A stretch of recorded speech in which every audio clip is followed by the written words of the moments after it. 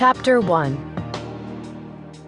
Holy smoking buns! A butt like his should be illegal. Claire looked up in time to see the object of her co-worker and best friend's admiration walk past their table in the cafeteria.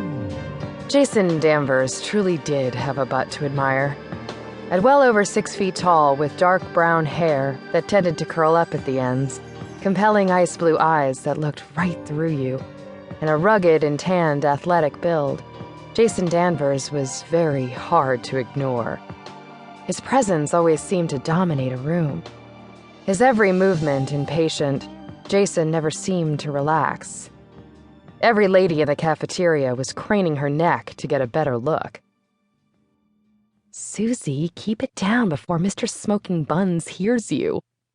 Oh, please. Don't tell me the drool isn't pooling in your mouth as we speak. Suze, you're too much. What's Jeff gonna do with you? Well, I don't know what Jeff has in mind, but I've got thoughts of handcuffs and whipped cream myself.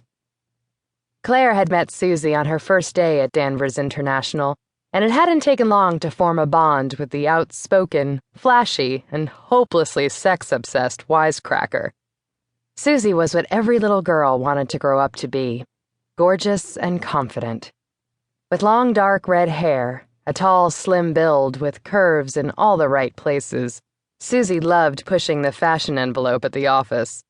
She handled special events for Danvers International, and as she often told anyone who would listen, she was damn good at her job.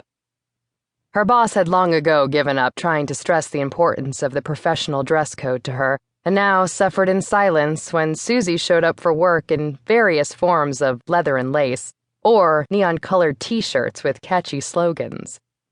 Claire suspected that Susie was so beautiful that no one actually cared what she wore, as long as they could admire her every day. Claire considered today to be a subdued day for Susie, wearing only a blue jean miniskirt and a rainbow-colored shirt with a peace sign on it. She often wondered how they'd bonded so quickly.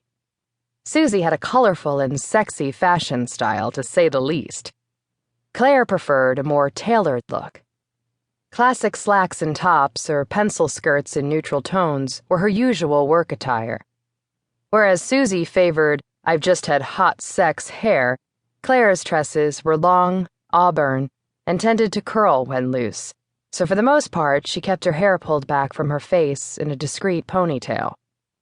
Susie also loved the tanning salons, even though Claire often lectured her on the dangers of that particular pastime. Wherever they went, men stopped to stare at Susie, and Claire might as well be a picture on the wall or a potted plant for all the attention they paid to her. Susie always begged Claire to let her do a makeover. Claire shuddered at the thought. I don't know how you work so closely with him without attacking him. I value my job, and I just don't think of him in that way. Or any man, for that matter, right now. You're way too uptight. Live a little, Claire. You might actually enjoy it. Thankfully, Susie seemed to run out of steam in a relatively short time with her live a little pep talk and packed up her tray. Want to catch a movie later, or check out the new bar on the corner? Susie asked. I've got to run over to Mom's to pay her bills for the month. One day you're gonna have a wild moment, and I hope I'm still young enough to appreciate it, Susie said with a dramatic sigh. Okay, catch you later. And don't do anything I wouldn't do with hot buns. No matter what the differences between them, Susie was a breath of fresh air in Claire's otherwise dull daytime routine. She laughed under her breath and thought to herself, if Susie had any idea what I was doing last night, she would probably die of a heart attack on the spot. She hoped that would be over before anyone ever knew the lengths she was forced to go through to pay her mother's medical bills.